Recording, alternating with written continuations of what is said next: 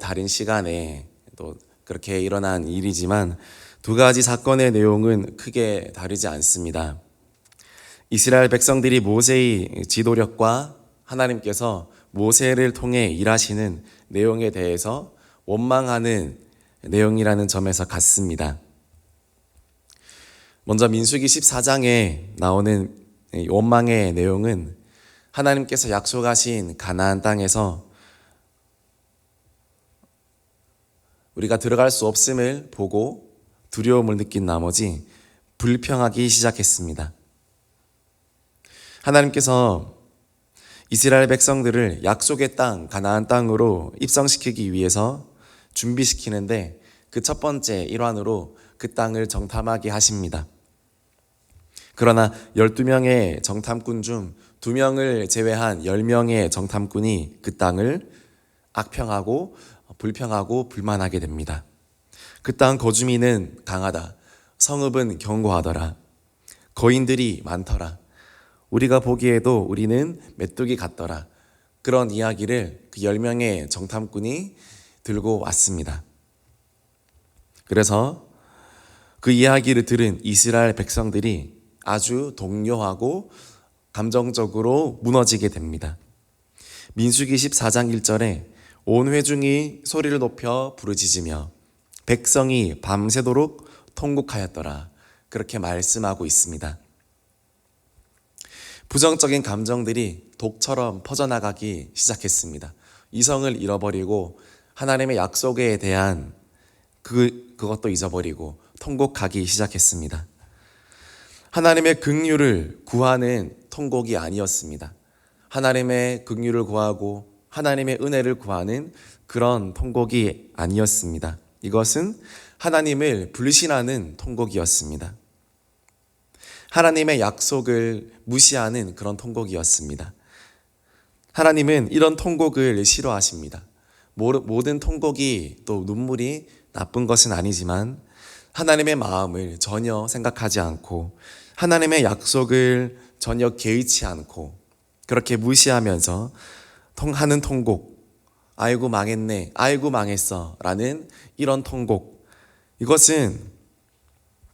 이런 통곡은 하나님이 기뻐 받으시지 않는 그런 통곡입니다. 하나님이 얼마나 기분이 좋지 않으시고 불편하셨겠습니까? 분명히 약속하셨고 하나님이 확언해 주셨는데 그 약속을 들은 사람들은 마치 하나님께서 거짓말을 했는 것처럼 불평하고 통곡하고 그렇게 부정적으로 상황을 받아들이게 된다는 것입니다.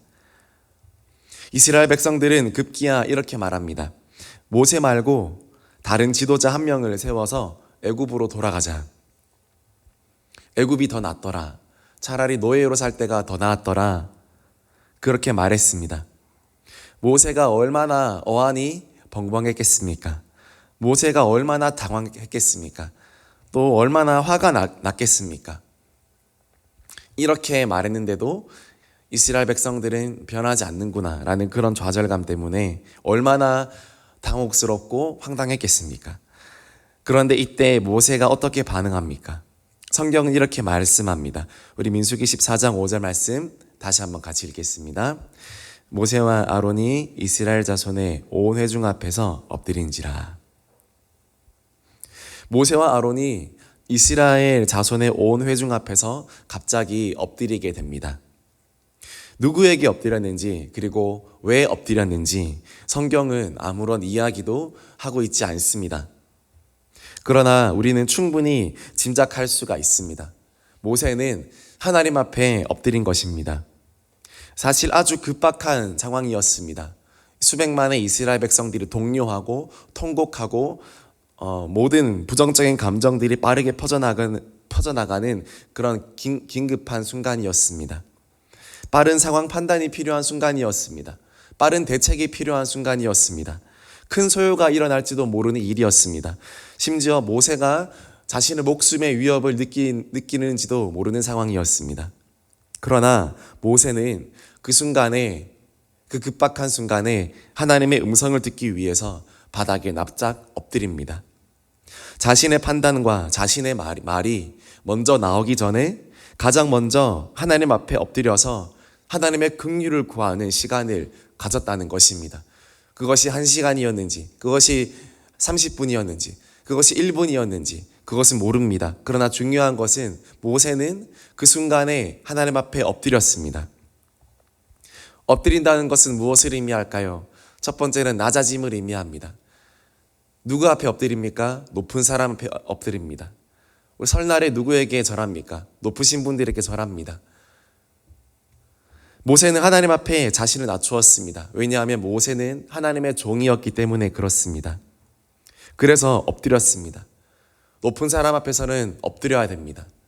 하나님은 모세에게 가장 영광 받으시고 가장 높으신 분이었습니다. 그래서 모세는 그곳에서 엎드렸습니다. 두 번째로 엎드림은 기다림을 의미합니다. 모세는 그 긴박하고 긴급한 순간에도, 그 답답한 순간에도 기다렸습니다.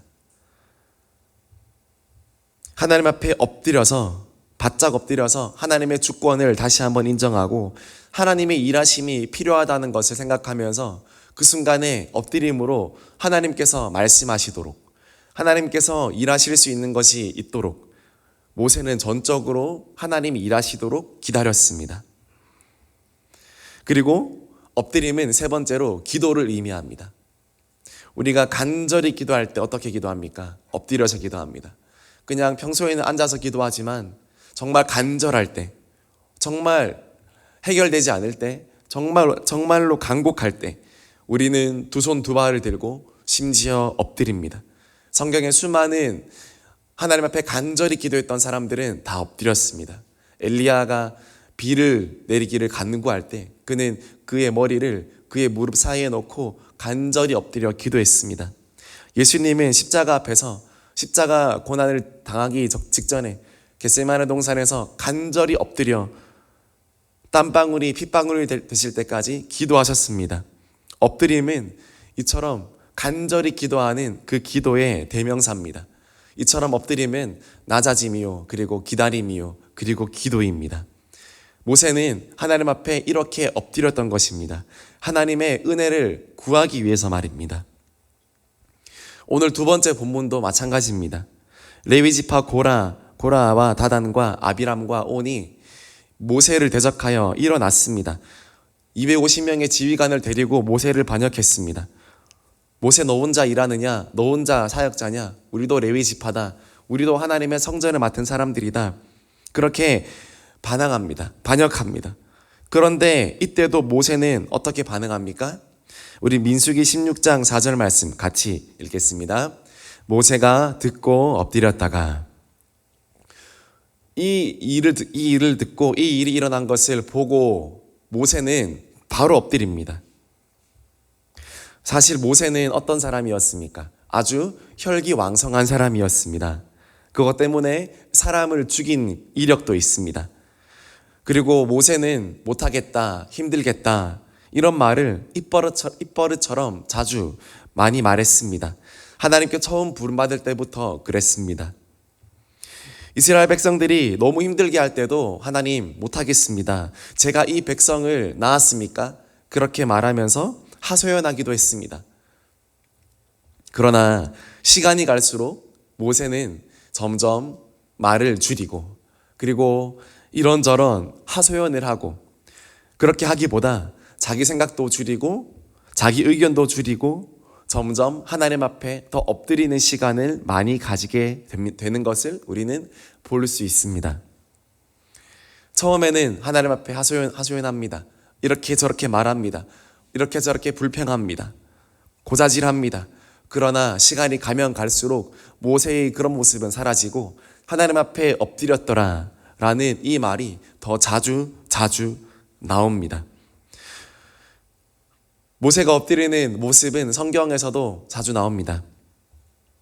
출애굽기 34장 8절에 모세가 급히 땅에 엎드려 경배하며, 민수기 20장 6절 말씀에 모세와 아론이 회중 앞을 떠나 회막문에 이르러 엎드리매, 신명기 9장 18절에 그리고 내가 전과 같이 40주 40야를 여호와 앞에 엎드렸더라. 신명기 9장 25절에 내가 여전히 40주 40야를 여호와 앞에 엎드리고. 모세는 엎드림의 사람이었습니다. 하나님을 경외하였기 때문에 그랬겠죠. 시시때때로 필요할 때마다 엎드렸습니다. 어려운 상황에서 일이 꼬일 때, 감정이 동요할 때, 지도력의 한계가 왔을 때에도 모세는 사람 눈치 보지 않고 그 자리에서 일어나서 하나님께 엎드립니다. 왜냐하면 모세 자신도 자신이 그렇게 특별한 사람이 아님을 알고 있었기 때문입니다. 모세가 달랐던 점은 다른 사람들보다 더 하나님께 자주 그리고 충분히 엎드려서 그 삶의 모든 것들을 주님께 맡겼다는 데 있습니다. 그도 하나님을 경외하지 않는다면 아무것도 아닌 사람이라는 것을 알았기 때문에 하나님 앞에 엎드리고 더 자주 엎드리고 더 충분히 주님께 엎드렸습니다. 그럴 때 하나님은 대책을 주시고, 그럴 때 하나님은 말씀해 주시고, 그럴 때 하나님은 해결책을 주셔서 모세가 일하지 않았음에도 불구하고 모세가 엎드린 시간 가운데 하나님이 일하셨고, 그리고 그 모든 일들을 모세가 자신의 의지와 자신의 노력과 자신의 것들로 이루고 해결한 것이 아니라 하나님께서 직접 나서셔서 하나님이 일하시고 하나님이 해결하시고 하나님이 응답하셨다는 것을 우리는 성경에서 볼 수 있고 알게 됩니다. 그래서 모세가 엎드릴수록 하나님은 더 일하셨고, 그럴수록 모세의 영적 지도력 그리고 모세의 영적인 권위는 모세가 자기가 어필하지 않아도 하나님이 일하셨기 때문에 더더욱 인정되고 더더욱 인정받는 사역자로 설 수밖에 없었습니다.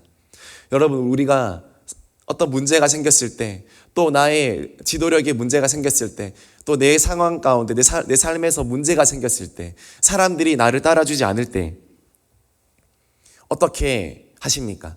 내가 내 말과 내 생각과 내 혈기와 내 변명과 내 이유를 늘어놓는 것이 아니라 그때마다 하나님 앞에 겸손하게 엎드릴 때 하나님께서 인정하시고 하나님께서 일하실 때 그 모든 문제들이 해결되는 것입니다.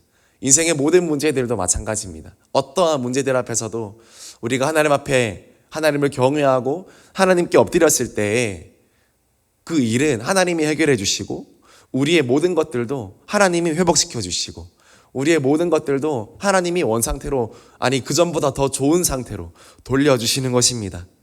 우리에게 힘든 일, 어려운 일, 가슴 답답한 일, 그런 일들을 허락하시는 이유는 오늘 모세처럼 우리가 하나님 앞에 엎드리게 하게끔 위해서, 우리가 하나님께 더 엎드리고 하나님 앞에 낮아지고 기다리고 기도하는 시간을 우리로 하여금 가지게 하기 위해서 그렇게 하시는 것입니다. 그리고 모세에게 반역했던 그 사람은 어떻게 되었습니까? 흔적도 없이 다 사라졌습니다. 그냥 일회용품이었습니다. 그 사람들은 우리 눈앞에서는 참 중요한 사람처럼 보입니다. 당장 너무나 큰 위협처럼 보입니다. 그러나 하나님 입장에서 그 사람들은 그냥 플라스틱 일회용품에 불과합니다. 모세를 단련시키고 모세를 훈련시키기 위한 그냥 단순히 지나가는 그런 도구에 불과합니다. 그 순간에는 너무나 크게 보이지만 하나님의 의도는 그것이 아니고, 하나님의 의도는 단지 모세가 하나님 앞에 더 믿음의 사람으로, 더 좋은 사람으로 성장하게끔 하기 위해서 그런 상황을 고의적으로 의도적으로 만들어 가시는 것입니다. 그러므로 그런 일이 있을 때 너무 동요하지 마십시오. 인간적인 방법으로 해결하려고도 하지 마십시오. 하나님 앞에 충분히 자주 더욱더 엎드리시면 하나님께서 그 모든 일들을 해결하시고 하나님께서 여러분의 손을 들어주실 줄 믿습니다. 나는 하나님 앞에 충분히 자주 엎드립니까? 내 생각, 내 정욕, 내 감정으로 반응하기 전에 하나님 앞에 충분히 엎드리고 하나님의 뜻을 구하고 있습니까? 우리도 모세처럼 하나님 앞에 엎드리기를 소망합니다. 인생의 문제 앞에, 인생의 위기 앞에, 기도의 제목 앞에 겸손히 하나님께 엎드리면 하나님께서 일하여 주실 줄 믿습니다. 우리가 하나님 앞에 충분히 엎드리면 하나님께서 일하십니다. 오늘 하루를 시작합니다. 오늘 하루도 할 일이 많고 풀어야 할 일도 숙제도 많습니다. 어떻게 하겠습니까? 모세처럼 엎드려서 하나님 앞에 해결받기를 소망합니다. 우리가 엎드리는 동안 하나님이 일하십니다. 이 새벽에 우리가 왜 나왔습니까? 오늘 하루의 일들을 주님께 미리 내려놓고 미리 내어놓으시고 기도로 엎드립시다. 하나님, 이런저런 일들이 있습니다. 하나님, 이런 일들은, 저런 일들은 하나님께서 도와주셔야 됩니다. 하나님께서 함께하여 주십시오. 그 친구의 마음을 만져주십시오. 그 사람의 마음을 만져주십시오. 이 상황이 잘 해결되게 하여 주옵소서. 그렇게 주님 앞에 오늘 이 새벽에 여러분 엎드리고 하나님께 하나하나 다 기도로 건드리고 나아가신다면 오늘 하루 어제와 같은 하루가 아니라 하나님이 손들어 주시고 하나님이 여러분의 상황을 변화시켜 주시던가 아니면 여러분의 마음을 변화시켜 주시던가 둘 중에 하나는 꼭 변화시켜 주셔서 오늘 하루가 이전과 같은 하루가 되지 아니하고 하나님이 함께 하시고 하나님이 여러분의 마음을 지켜주시는 그런 승리의 하루가 되게 하실 것을 믿습니다. 오늘도 하나님께 겸손히 엎드려서 하나님이 우리와 함께 하시고 우리를 앞서가시고 길을 열어주시는 그런 은혜가 있게 되기를 주님의 이름으로 축복합니다. 오늘도 이 새벽에 더욱더 마음으로 엎드리시고 하나님 앞에 몸으로 엎드리셔서 하나님의 응답을 받고 하나님께서 일하심을 경험하는 그런 귀한 하루가 되기를 주님의 이름으로 축복합니다. 찬양합시다.